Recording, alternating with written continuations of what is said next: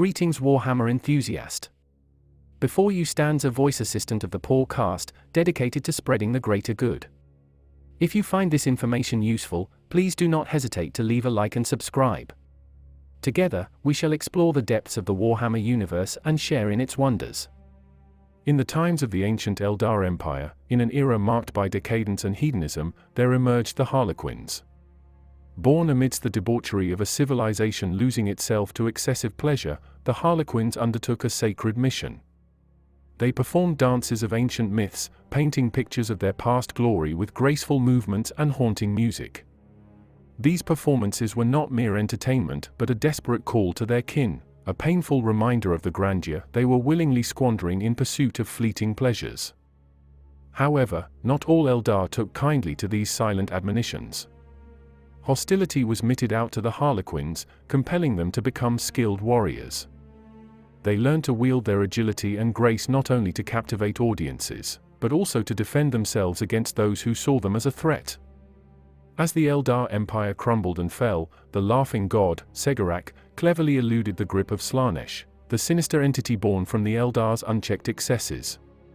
Segurak, with his divine cunning, safeguarded his followers, the Harlequins, within the labyrinthine corridors of the Webway. Here, hidden from the all-devouring Slaanesh, they survived the catastrophic fall of their civilization. The aftermath of the Eldar fall found the Harlequins seemingly disappearing into the depths of the Webway. Here, away from the prying eyes of the cosmos, they prepared themselves for a war that was sure to shake the very foundations of their existence. Their art, their dance, their skills were honed not just for performance, but for survival in the face of an impending cosmic conflict. Since their awe-inspiring return after the fall of the Eldar, the Harlequins have undertaken several roles, the foremost of which is enacting theatrical performances of Eldar history. Their belief system, intrinsically interwoven with the narrative of the fall, gives central prominence to Segurak, one of the few Eldar deities believed to have endured the cataclysm. The Harlequins believe Segurak's inherently jovial nature allowed him to resist the allure of the corruption and depravity that gave birth to Slaanesh. They assert that the laughing god continues to exist, often choosing to take the guise of a Harlequin. Those privileged to encounter him in this form usually remain blissfully unaware of his divine presence until he has left, only then realizing the magnitude of their encounter.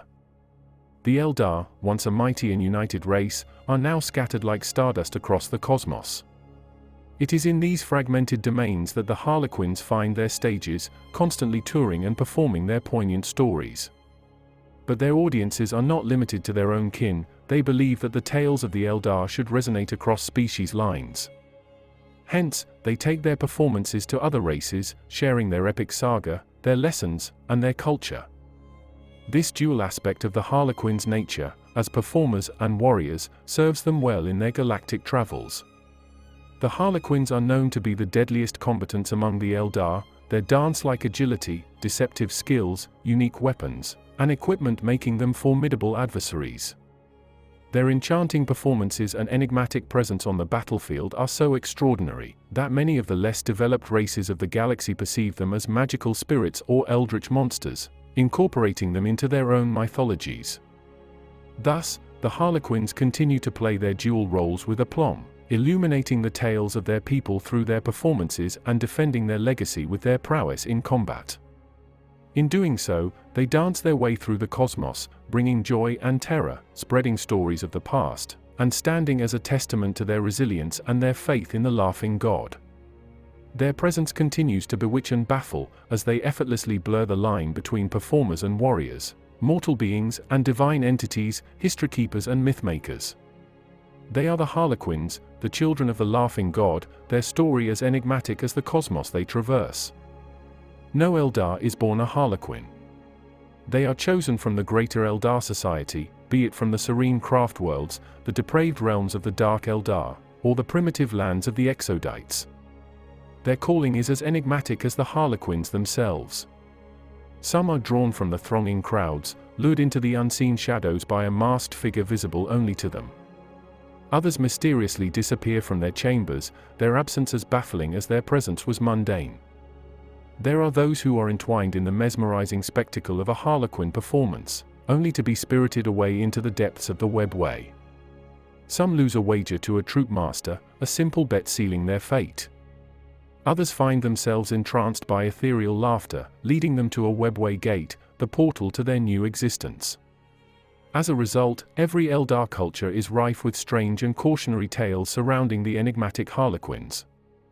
To become a Harlequin means to relinquish one's past in its entirety.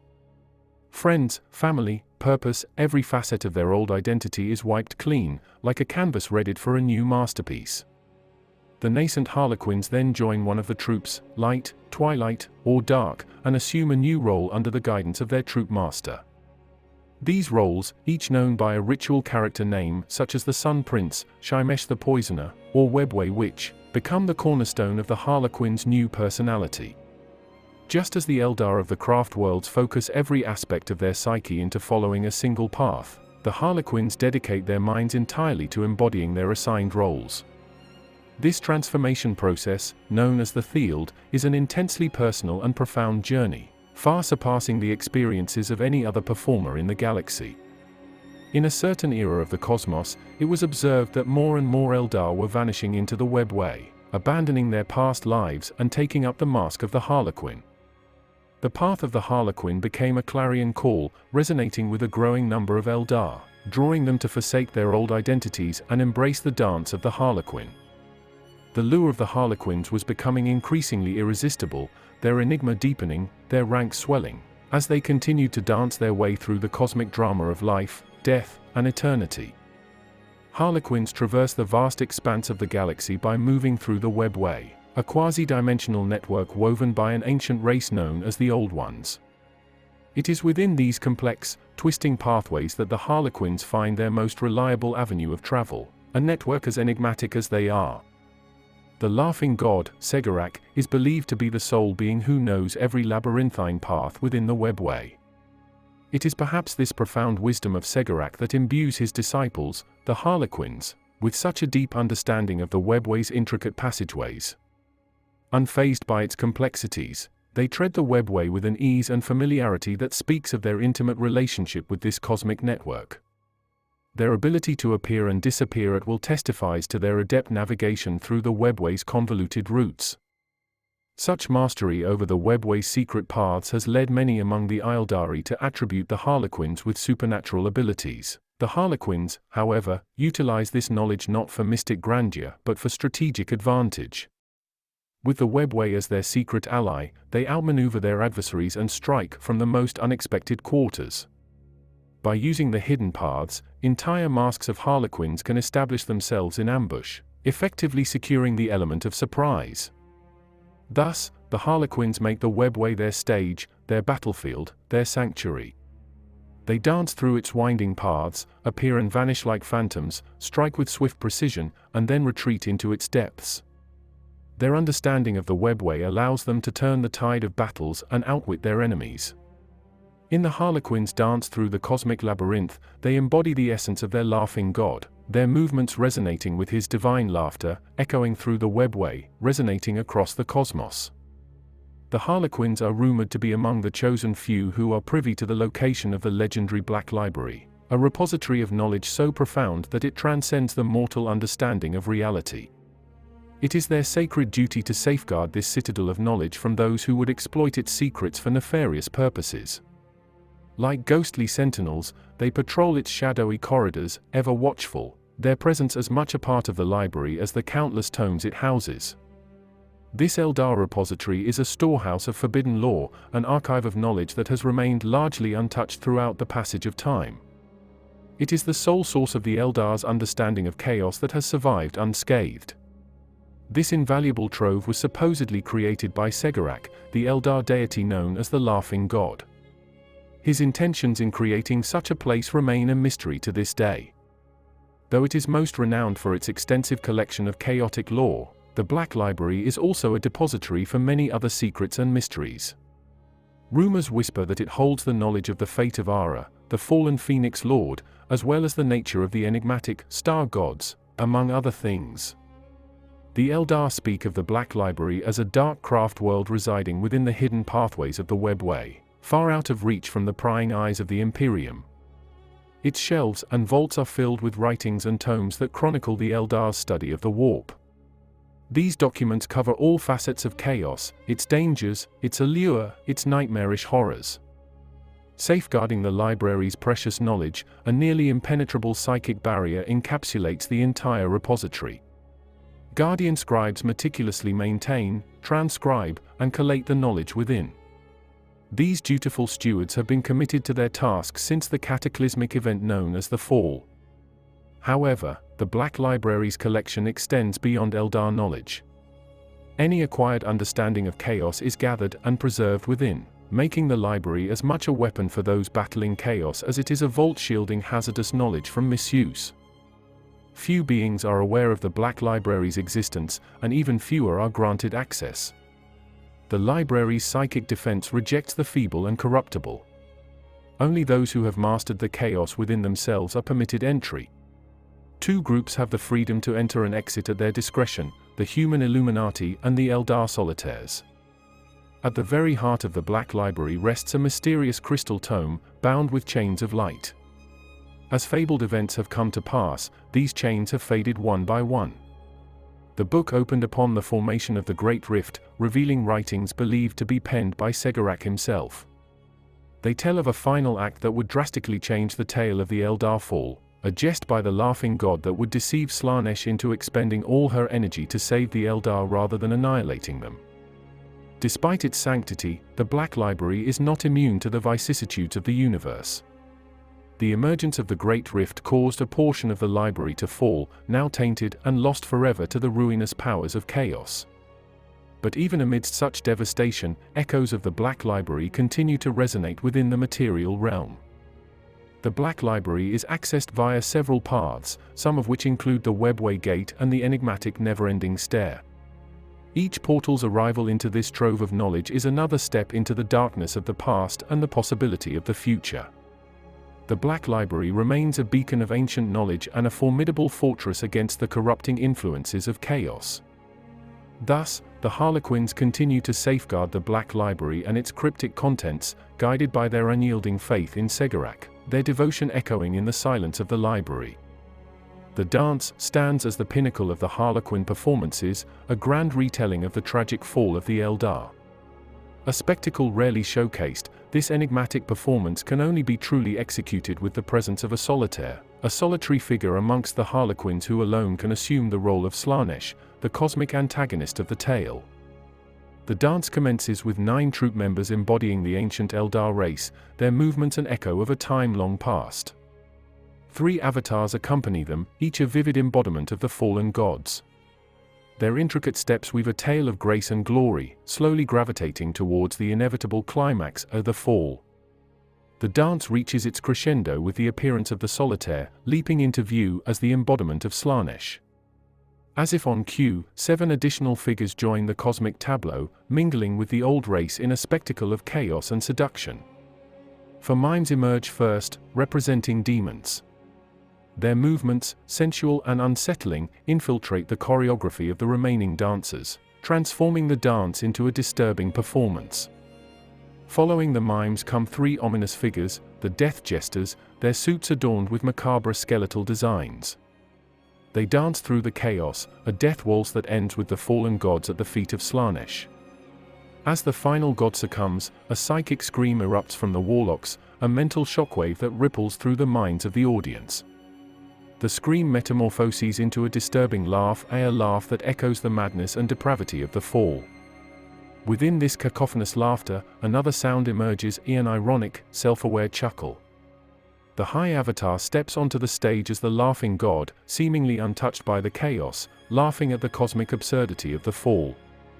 For a moment, he seems lost amidst Slaanesh's servants, only to leap free, facing his adversaries with nonchalant audacity.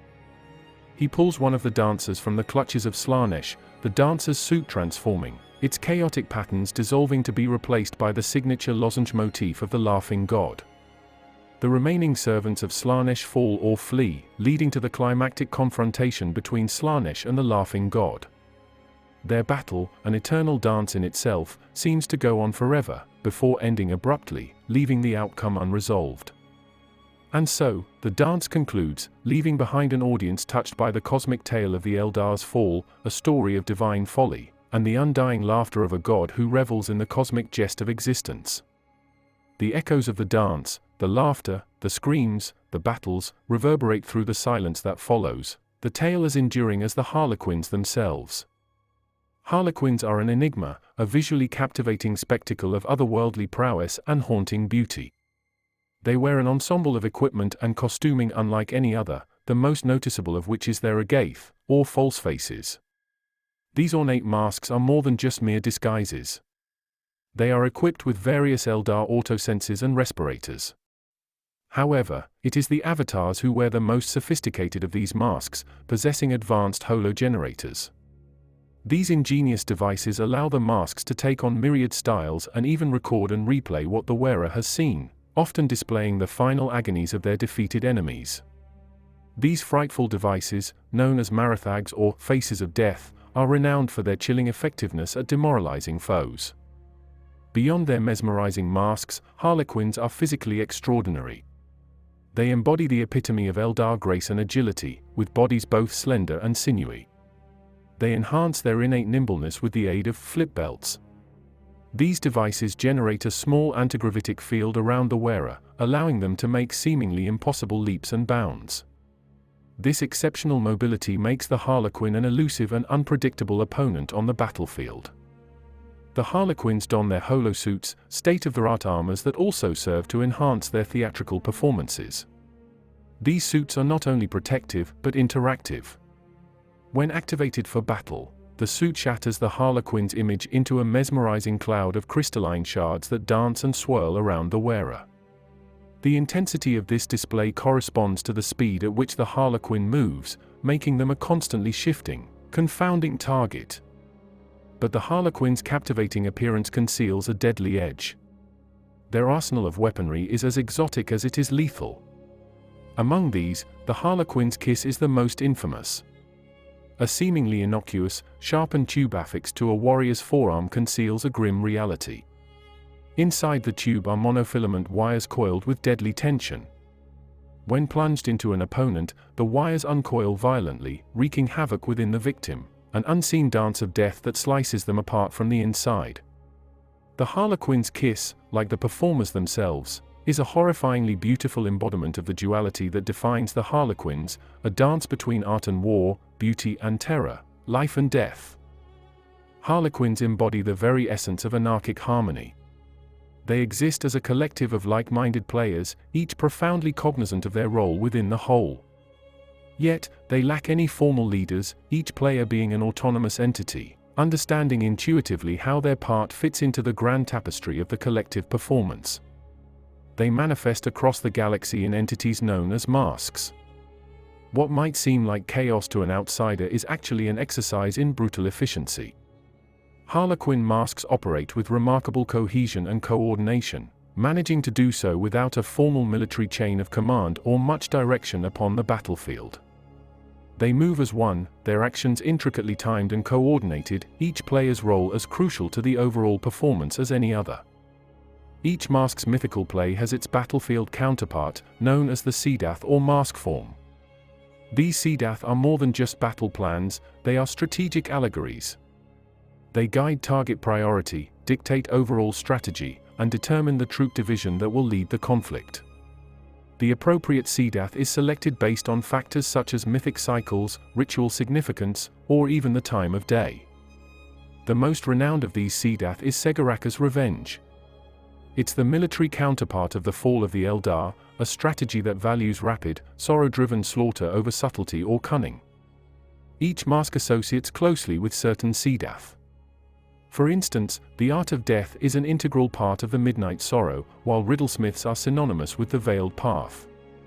Hysterical fury characterizes the Frozen Stars, whereas the Dreaming Shadows are recognized by the Somber Sentinels. The Silent Shroud, on the other hand, is known for the dance of nightmares made flesh, and the Soaring Spike Masque is inseparable from the Serpent's Brood Saedath. There are also renowned Saedath that can be performed by any masque. These include the 100 Swords of Vol, the Torments of the Fiery Pit, Isha's Weeping, and others. One such example is the hero's path, which sees a death jester and a Shadowseer embodying the roles of Ulthanash and Eldanesh, while a Solitaire personifies their pride. In another, Falchu's Blade, a formation of Skyweavers and Voidweavers descend upon the enemy to incarnate the Great Hawk's consort, as she bore the sword of Anaris to Eldanesh's hand. Another is Segoraka's Jest, where Voidweavers and Skyweavers blast a path to a prize, evoking the laughing god's efforts to humble Kurnus.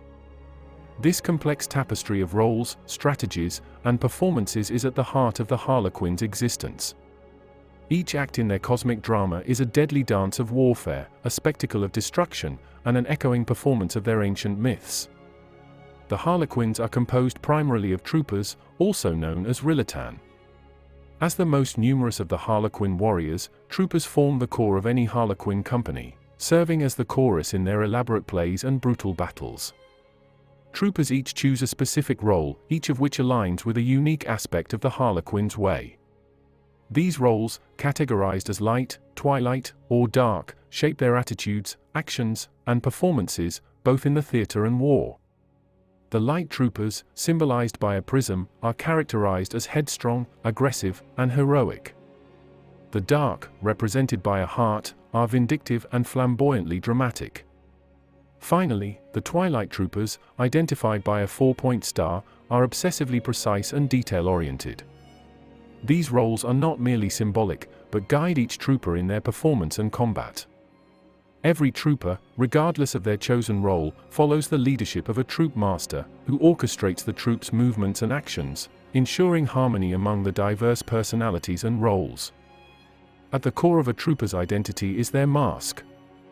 These masks, which conceal the trooper's true identity, aid in their transformation into the character they portray. Able to change features by the moment, the Harlequin masks are more than mere disguises.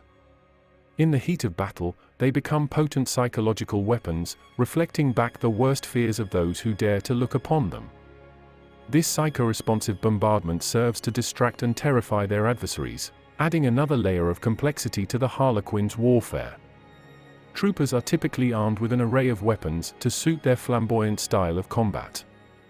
Shuriken pistols, fusion pistols, and neurodisruptors are among the choices for ranged weaponry, while power swords, Harlequin's Kiss, Harlequin's Caress, and Harlequin's Embrace are favored for melee engagements. They also employ plasma grenades for explosive disruption of enemy formations. Among the troopers, there are those known as virtuosos, whose roles emphasize the use of specialist weaponry. These skilled performers bring their unique artistry to the battlefield, executing their destructive tasks with a flair and elegance that is as captivating as it is lethal. Also part of the troupe are the Mimes, also known as Distors, those Harlequins who are in the process of perfecting their first role.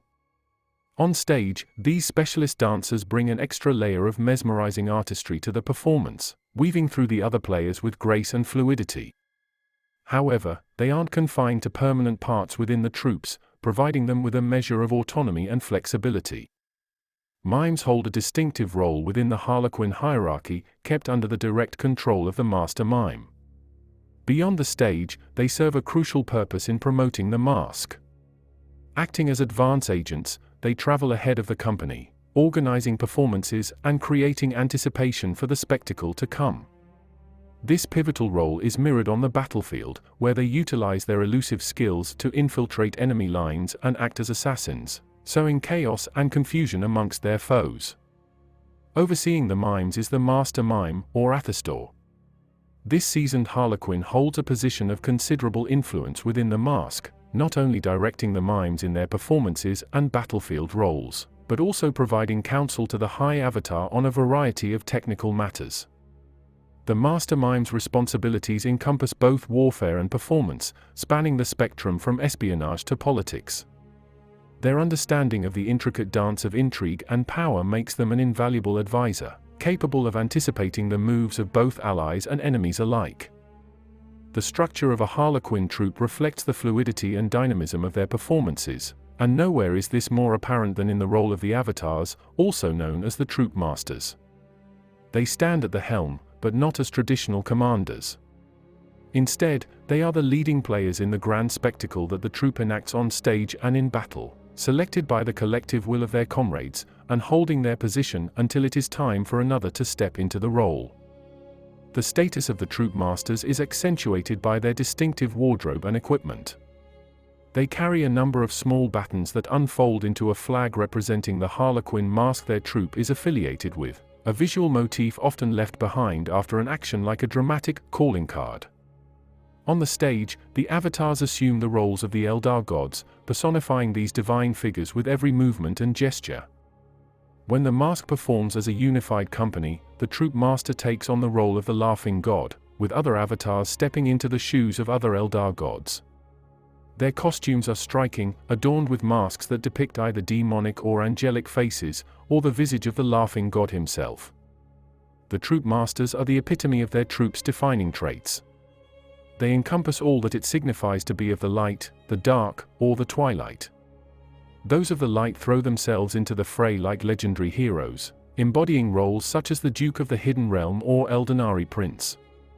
The Dark Troupe Masters, on the other hand, are the personification of a sinister flamboyance, seeking ways to dispatch their adversaries with style. The Twilight Masters are the embodiment of transition, often appearing obsessive or even mad in their pursuit of intricate details, until a moment of brilliance unfolds. Like all Harlequins, Troupe Masters wear a flip belt and a holo suit and are typically armed with a shuriken pistol and a Harlequin's blade. They may also bear weapons such as a neurodisruptor or a fusion pistol, and a Harlequin's embrace, Harlequin's kiss or Harlequin's caress. Often, Troupe Masters adopt the title of the Great Harlequin, fully immersing themselves in the role of the High Avatar of Segarak, or an aspect of his personality. These great Harlequins are believed to be the guardians of the Webway routes that lead to the legendary Black Library. Among the great Harlequins, notable figures include Jeruthiel of the Masque of the Fading Dawn, and Lathrangil of the Masque of the Shadow Weavers. Shadowseers hold an integral role within the Harlequin troops. These specialist psykers, a distinct subset of the Eldar race, enrich the performances and battles of the Harlequins with their unique abilities centered around manipulation and deception. Their presence significantly enhances the potency of the masks performed by their kin. Through their Kraden grenade launcher backpacks, they release intricately programmed hallucinations that come alive on the stage, serving as the storytellers of the performance. The phantoms they create spark with scintillating life, dancing, and dueling mid-air, adding depth and vivacity to the performance. However, the role of a Shadowseer extends beyond the theatrical stage. When summoned to the battlefield, they employ their psychic skills to unleash visions of paralyzing terror upon their adversaries. With the same ease, they can erase any traces of the Harlequins from their enemy's consciousness, making their troops as elusive as shadows. The role of the Shadowseer within a masque resonates with themes of fate and fortune. It is whispered that they bear the heavy knowledge of the doom awaiting each of their fellow Harlequins, including the great Harlequin themselves. Their psychic prowess rivals that of the Farseers from the Eldar craft worlds, making them a formidable force within the Harlequin society.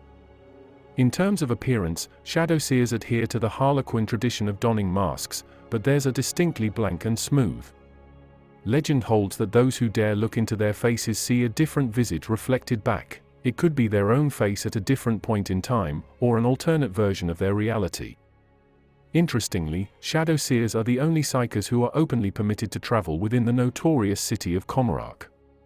Even though they are often viewed with distrust, it's not uncommon to find Shadowseers offering their counsel in the war assemblies of Archons, Succubi, and Homunculi.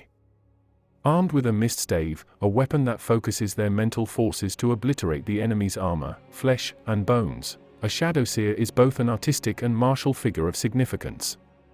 Moreover, their regular equipment includes a Kraden-packed grenade launcher, which adds another layer of lethality to their combat abilities.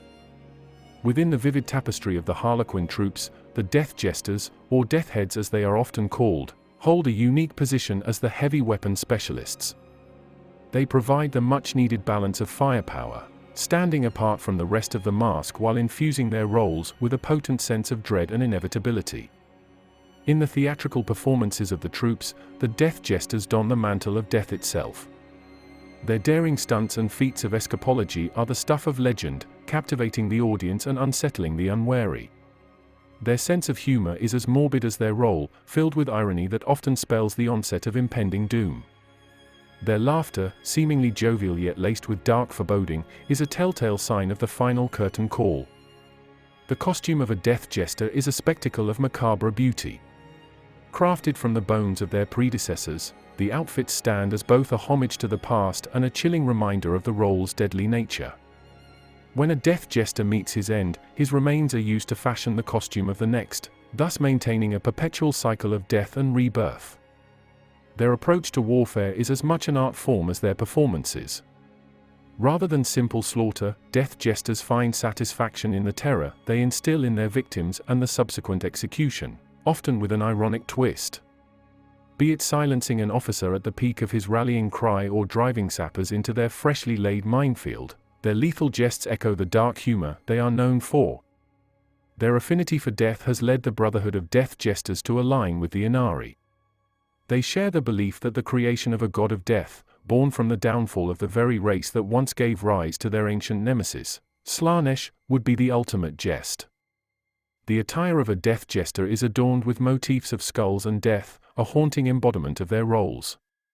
Their carapace armor is enhanced with disruptive visuals and conversion field technology, a blend of protection and illusion. They wield an array of deadly weapons, ranging from the traditional shuriken cannon of the craft world Eldar, to the specialized firepike, and the morose shrieker cannon. The shrieker cannon, in particular, is the signature weapon of the death jesters. These grim tools of death fire a single projectile laden with a virulent acid that triggers violent expansion in the victim's blood, vessels and innards, often culminating in a gruesome explosion that showers nearby allies with remains of their comrade. Despite their heavy weaponry, death jesters maintain their agility and fluidity of movement thanks to their flip belts. They are also known to employ the cataclysmic power of vortex grenades, adding another layer of deadly prowess to their arsenal. In both performance and combat, the death jesters remain as potent reminders of the inescapable dance of life and death. Among the wondrous and deadly tools of war wielded by the Eldar Harlequins, the Skyweaver jetbikes stand out with their mesmerizing speed and formidable firepower. These vehicles, while based on the design of a standard Eldar jetbike, carry a significant distinction. They are built to accommodate a second rider, allowing for an even greater array of tactical maneuvers and opportunities in the heat of battle. Skyweavers are a force to be reckoned with on the battlefield. Their speed is unrivaled, allowing them to outflank and outmaneuver their foes with ease. This nimbleness, combined with their formidable weapons, enables them to deliver devastating attacks before their enemies can mount a defense. Streams of shuriken fire rip through enemy foot troops, while the crackling bolts of electromagnetic energy from the Skyweaver's haywire cannon are capable of reducing even the most heavily armored tanks to mere sparking wrecks. The secondary rider on a Skyweaver jetbike is typically equipped with star bowlers, adding another layer of destructive power to their assault. Hidden beneath the large, ornate mask adorning the front of the Skyweaver is a sophisticated targeting array. This device can be raised for access, enhancing the precision of the Skyweaver's attacks. In the lore of the Harlequins, the Skyweaver holds a place of significant mythological import. It is said to be a boon of the laughing god, embodying the cosmic serpent's offspring, who scattered himself across the heavens, with each facet telling a subtly different tale of the god's deeds. The Skyweaver is believed to sow confusion among the laughing god's foes, and is known to strike them down with its fiery bite when they least expect it.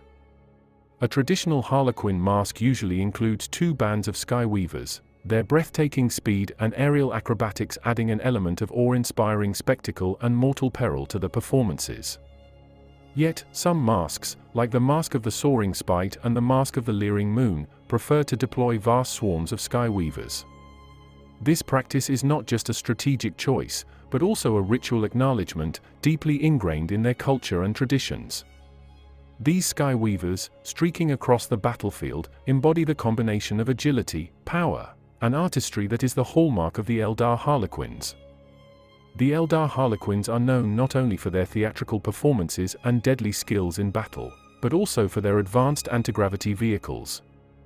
Among these, the Voidweaver holds a special place, offering a unique combination of firepower, speed, and ritualistic significance. A Voidweaver, much like a mechanical dragon, is a force of devastation on the battlefield. Armed with 2 shuriken cannons and capable of carrying either a pintle-mounted haywire cannon or a prismatic cannon, this mobile gun platform is a terror to behold. The shuriken cannons, one mounted beneath the vehicle's front and the other facing rearward from the top, unleash storms of razor-edged projectiles. These fast-moving shurikens punch through enemy ranks, throwing foes off their feet and leaving destruction in their wake. The haywire or prismatic cannon, meanwhile, provides additional heavy firepower. The prismatic cannon in particular is known for its deadly efficiency against armored targets, vaporizing enemy tanks with ease. Further adding to the Voidweaver's armament are 3 banks of Mirage launchers. These devices add an element of trickery to the vehicle's assault, keeping enemies off balance and augmenting the Harlequins' unpredictable nature in battle. But a Voidweaver is more than just a weapon of war to the Harlequins, it holds deep symbolic and ritualistic importance. The vehicle's name and rear-facing weapon harken back to the tales of the cosmic serpent's second offspring, Voidweaver. As legend tells it, Voidweaver was a creature of caution and aggression, a being that reveled in its own power and superiority. So cautious was Voidweaver that it sprouted a second head to always watch its back, ensuring it would never be surprised. In these ancient stories, the cosmic serpent Voidweaver initially refused to allow the laughing god, Skyweaver, to ride upon its back. However, after being outsmarted in a trial of cunning by the deity, Voidweaver acquiesced and lent its strength to the Harlequins. Today, it symbolizes a sentry and an accomplice in their performances and battles, a testament to the cleverness of the laughing god and the adaptability of the Harlequins themselves. The Voidweaver, then, is not merely a tool of war, but a moving part in the grand narrative that the Harlequins continuously enact and embody.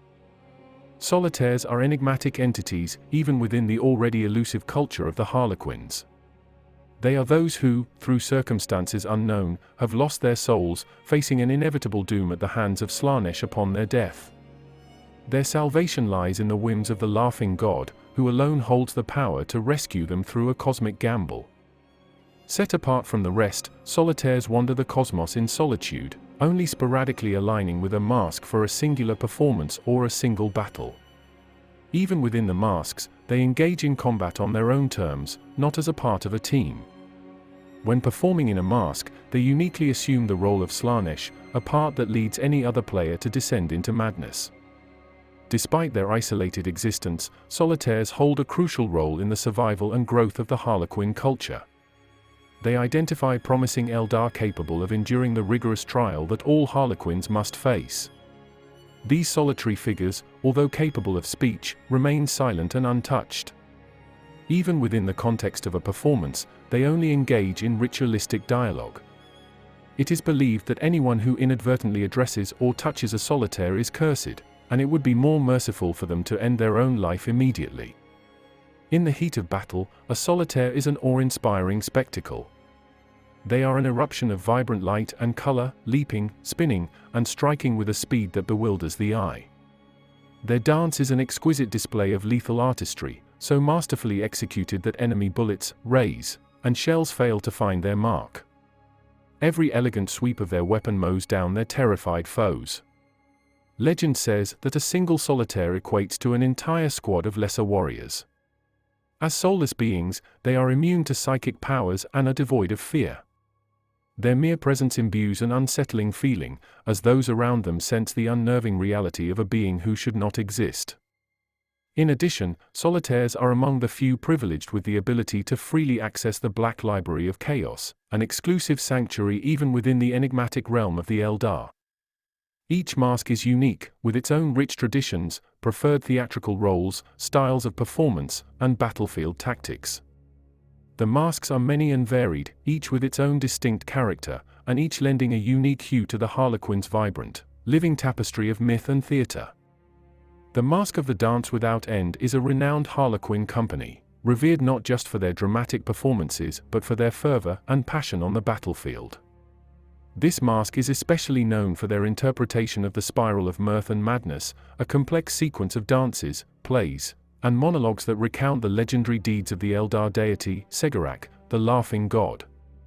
These performances, echoing the divine jests and deeds of their god, are not merely acts of devotion but are believed to bring these Harlequins closer to their deity, aligning them with his essence in a profound spiritual communion. It's told among their kin that these players share such a unique bond with the laughing god that their movements seem to have an effect on the Webway, the arcane network of tunnels that exists between the material universe and the warp.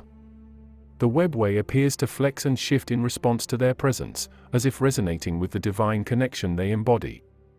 Beyond their performances, the Dance Without End frequently travel the deepest and most enigmatic reaches of the Webway. They often return to a place known as the Maze of Whispers, an area of the Webway which, despite the destructive chaos of the Great Rift, remains unscathed. This maze serves as their stronghold in their unyielding war to safeguard the Webway, a war they wage with unmatched fury and determination. The Dance Without End is distinguished by its relentless defense of the Webway. They have repelled demonic invaders from the gates of the Black Library itself, an ancient Eldar library said to house all the knowledge in the universe. They have launched attacks against the Necron Dolmen Gates, a network of gateways the ancient race of the Necrons used to invade the Webway, and have carried out brutal raids in real space against a myriad of foes including humans, Tyranids, and orcs. Any who dare to approach a Webway gate must be prepared to face the fierce wrath of the Dance Without End. Among their many feats, this masque is notably recognized for the first ever enactment of the fall of the Eldar, a monumental performance that chronicles the catastrophic downfall of their ancient race, serving as a poignant reminder of their tragic past and the dire consequences of hubris and indulgence.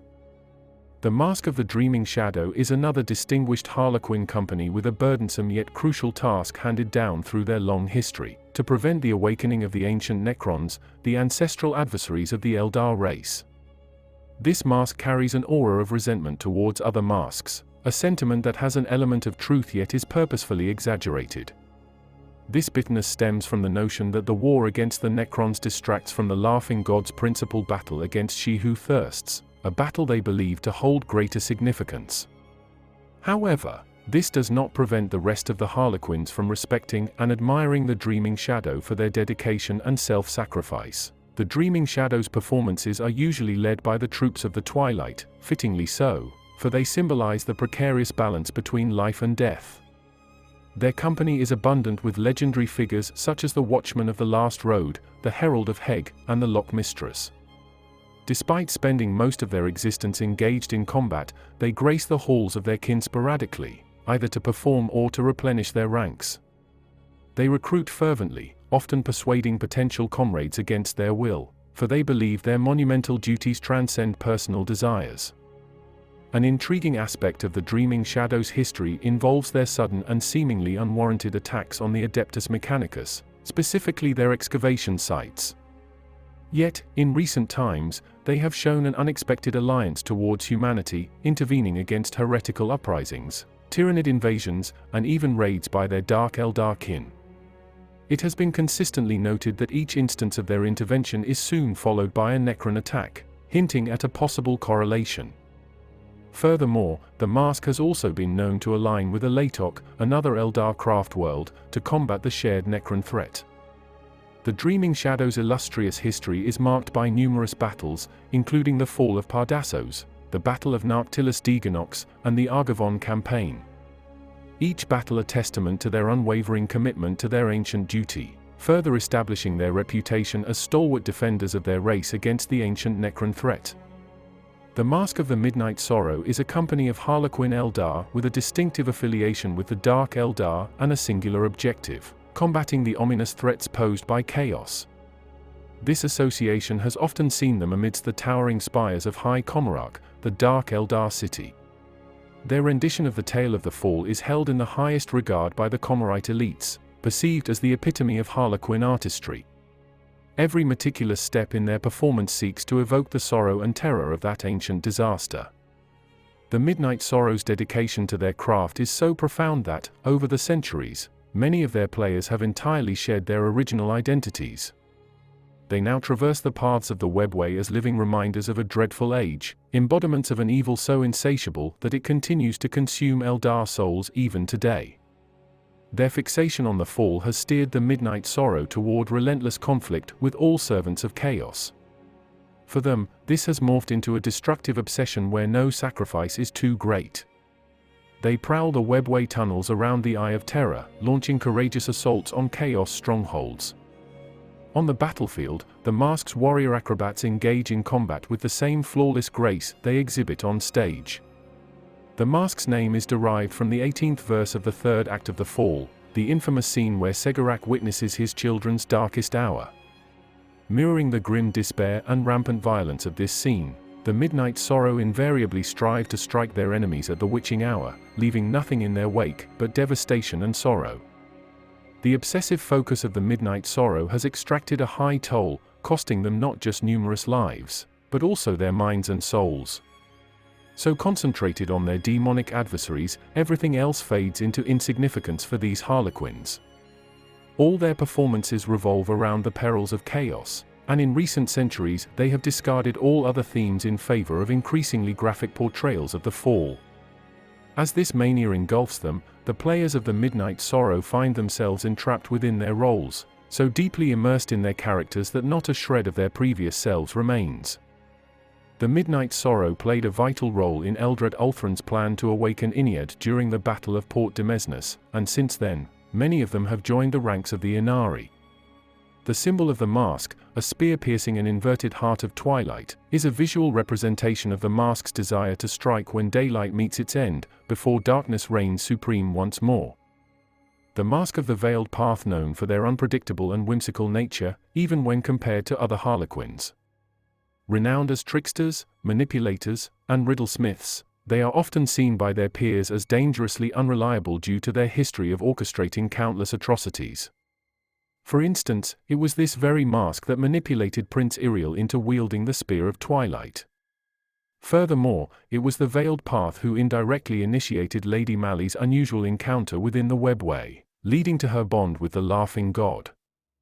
Their battles and performances are a chaotic mix of illusion, double meanings, and mirage, often leaving spectators or allies to disappear without a trace.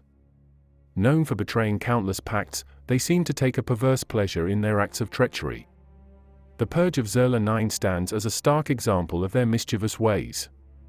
During this incident, the Harlequins of the Veiled Path saved the world and turned the demon lords against themselves, when the Cadian 1117th were almost eradicated by a demon incursion. However, once the battle concluded, the Harlequins led the surviving defenders into the safety of the Webway, from where they were never seen again. In recent times, the Masque has become significantly involved in imperial affairs. At the request of Eldred Ulthran, they have provided assistance to mankind during the closing stages of the 13th Black Crusade, and contributed to the revival of Robout Guilliman. In a surprising twist of events, the Masque of the Veiled Path organized a wake for the recently assassinated overlord of Comarach, Asdrubal Vecht.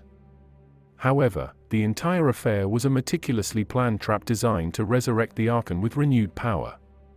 Such is the unpredictable nature of the Veiled Path, their actions continually blurring the line between friend and foe.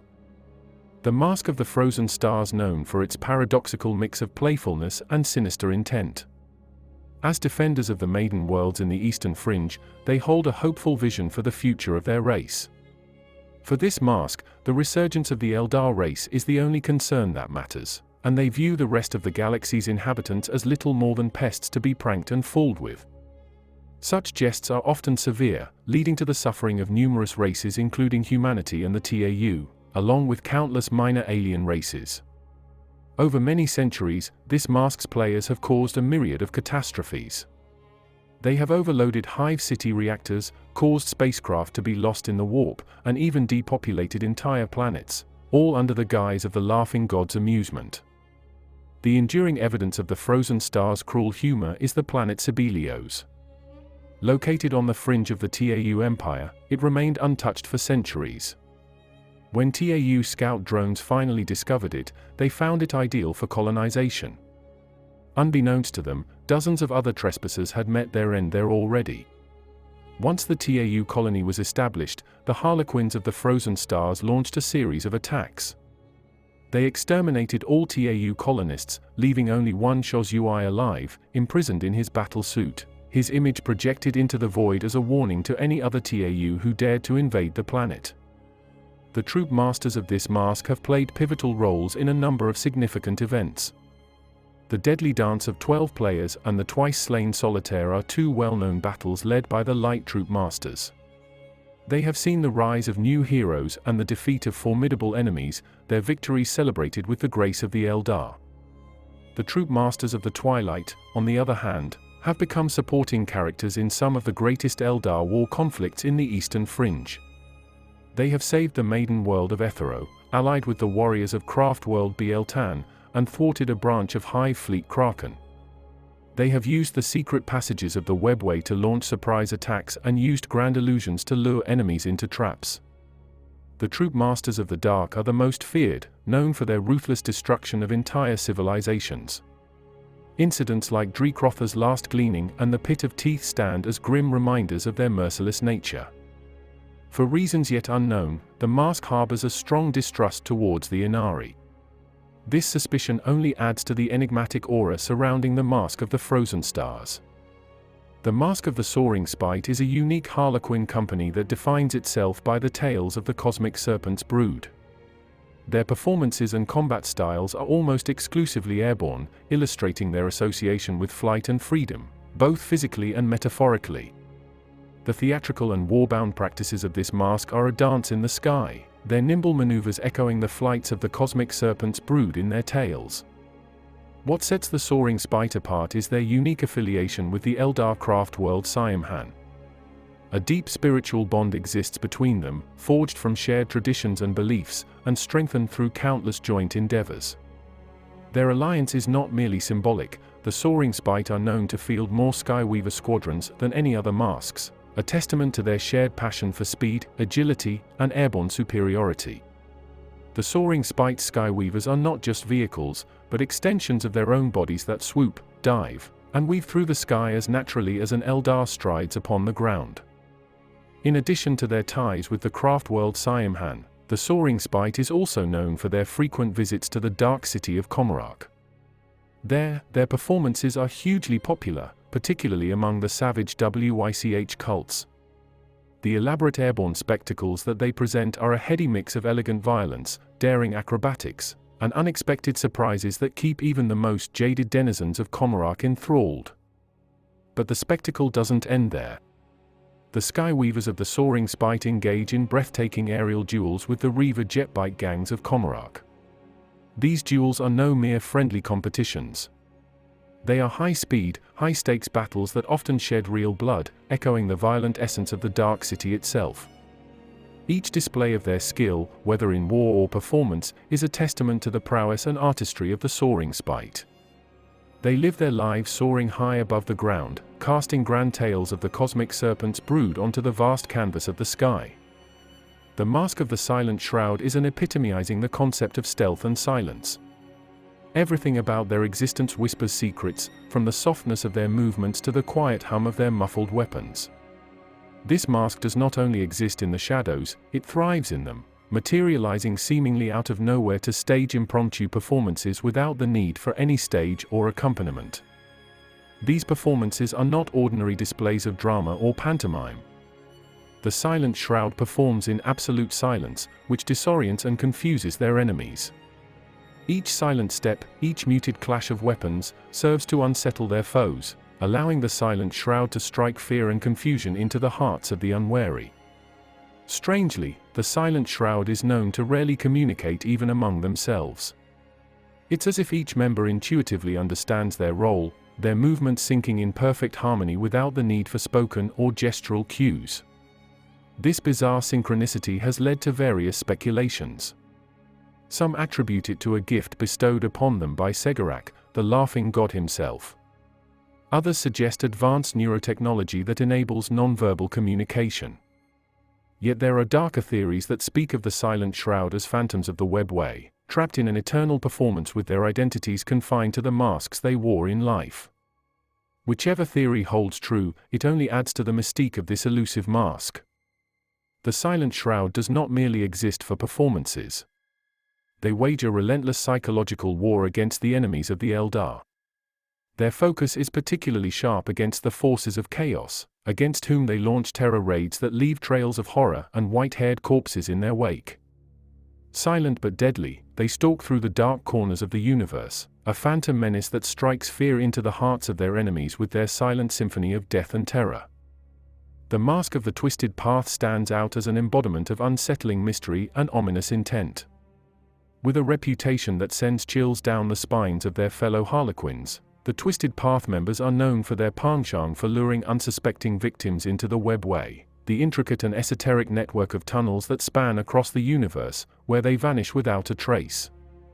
In performances before their Eldar and Dark Eldar kin, the members of the Twisted Path exhibit an eerie spectacle. They lead spectators onto the stage, only to have them disappear as the climax of the play unfolds. In the heat of battle, they whisk away friend and foe alike into the enigmatic depths of the Webway. The fate of these disappeared souls remains an enigma, shrouded in whispers of some grand plan orchestrated by Segarak, the laughing god. The Twisted Path does not limit itself to the Eldar races alone. As part of their own inscrutable schemes, they are known to form alliances with non-Eldar races. This sinister camaraderie often results in them abducting souls from human, Tau, and even Orc races to utilize in the battlefield. These hapless auxiliaries, marked with the colors and runes of the Twisted Path, fight alongside the Harlequins in an unsettling harmony. Yet, these temporary allies seldom survive, often thrown into the path of danger without remorse. However, the process the Twisted Path subjects these souls to seems to have an uncanny effect, making even the most fanatical Imperial warrior or brutish Orc willingly sacrifice their lives for the Masque. The goals of the Twisted Path are an enigma, as baffling as the intricate labyrinth of the Webway they inhabit. Sightings of this Masque have spanned the breadth of the galaxy, with their attacks launched seemingly without reason. The arrival of the Twisted Path often spells havoc in a war zone, tilting the balance of power to the detriment of all parties. In other instances, they incite fresh conflicts and orchestrate large-scale massacres. The Twisted Path displays a curious affinity towards the craft world Telena. Their performances on this craft world have never led to any disappearance, which has led to speculation about whether the inhabitants of Telena are blessed, cursed, or simply overlooked by the Harlequins. Despite the enigma, a long-standing alliance exists between Telena and the Twisted Path, often leading them to unite their purposes in warfare. A grim example of such a collaboration was the Soul Purge of Rides Alpha, where the Twisted Path and Telena joined forces to eradicate the population of an Imperium world. The Twisted Path finds itself engaged in frequent battles against one of the Black Library's fiercest adversaries, the Thousand Suns. Although the Masque of the Twisted Path has so far emerged victorious, the threads of fate hint at an imminent retaliation by their foes in larger numbers. The Twisted Path will soon have to summon their allies, pooling their resources and strengths to continue their triumph over the Thousand Suns. The battles of the future are steeped in uncertainty, much like the path the Masque chooses to walk upon. Residing in the enigmatic depths of the Webway, the Masque of the Shattered Mirage has reconciled with the impending doom of the Eldar race. These Harlequins, accepting their inevitable fate, portray their fatalistic despair through performances imbued with dark and terrible beauty. Their acceptance of their race's doom is not born from lethargy or resignation, but a fierce defiance that unleashes itself in the chaotic spectacle of battle. The members of this Masque fight with a horrifying reckless abandon, displaying a total lack of fear for death. Because of their bleak outlook, the Shattered Mirage finds kinship not with their disciplined craft world counterparts, but with the wild and ruthless WYCH cults of the Dark Eldar. This particular preference for companionship in real space raids is believed to be the influence of Shakira, a renowned Shadowseer. Shakira's journey to the Shattered Mirage was a tale of transformation. She was once a warrior fighting in the WYCH cult arenas of Comorak, but her latent psychic potential led her to the path of the Harlequins. Over time, Shakira has used her status as a Shadowseer to steer the Masque towards her perspective, and she played a pivotal role in negotiating an agreement with Autarch Zephyrblade. This alliance saw the Shattered Mirage fighting alongside both Eldar and Dark Eldar forces during the Scouring of Gnosis. Embracing death rather than fearing it, the shattered Mirage seeks only to wreak as much havoc and destruction as possible. They often target locations seemingly impossible to breach and face enemies that would make any rational being quail. The odds stacked against them do not deter these performers, but instead incite a thirst for battle. This death-defying bravery has led many members of the Masque to wield forbidden weapons and court allies that heighten the chaos and bloodshed of their battles. Among these allies are the eerie shadow ghouls of Elandrak and the macabre homunculi. After the creation of the Great Rift, a cosmic tear in reality, the Shattered Mirage and a rogue faction of the craft world YMLOC embarked on a shared quest. Their joint mission aimed to seize the Blackstone Fortress, a vast and ancient space station, from the clutches of the Red Corsairs. Unfazed by the immense danger this mission entailed, the Shattered Mirage continued to display their audacious resolve. As they have accepted their doom, they see no reason to hold back in their final, catastrophic dances. The Masque of the Reaper's mirth holds a unique interpretation of the laughing god's bloody humor, elevating it to unforeseen heights of extravagance. In every battlefield they step foot on, they transform it into a grotesque canvas, awash with the vivid colors of violent death. However, simply killing their enemies does not suffice for the Reaper's mirth. Instead, they seek to turn each death into a macabre spectacle, an example of their inventive cruelty that is as disturbing as it is fascinating. This gruesome flair for the dramatic naturally draws a sizable number of death jesters, drawn to the Masque's penchant for bloody spectacle. Peering into the ranks of the Reaper's mirth reveals an unusual amount of troops of the dark. Among them are such sinister figures as Cain's Wrathful and the Queen of Shards, each with their own cruel and macabre personality. In a curious contradiction, almost every troop leader assumes a role from the light. These leaders publicly display exaggerated shock and remorse at the savagery of their followers. Their theatrics serve as a potent reminder of the duality that lurks within every Harlequin's soul, the incessant struggle between light and darkness. In one notable endeavor, the Reaper's mirth employed their theatrical violence to protect a group of exodite worlds under threat from a splinter of the Hive Fleet Kraken. Through a complex ballet of illusions and feints, they sacrificed an unwitting Imperium battle fleet to lure the splinter fleet away from the exodite worlds, and into the labyrinthine depths of the Webway. Here, in this mysterious realm, the Harlequins launched a ferocious counterattack.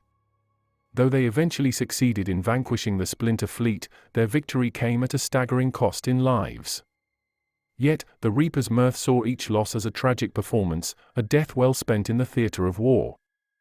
In addition to these famous masques, there are many others, each with its own unique attributes and contributions to Harlequin society and the battlefield. The Masque of the Dawning Hope, for instance, infuses their performances and battles with the promise of a new beginning, while the Masque of the Fading Dawn aims to portray the ephemeral beauty of twilight in their theatrics and warfare. Each masque brings to life a different aspect of the Eldar mythos, their performances and battles alike acting as moving tributes to their rich cultural heritage. Their roles are not merely to entertain or fight, but to uphold and propagate the ancient traditions of the Eldar race, to breathe life into the age-old stories, and to embody their cultural essence in every aspect of their existence.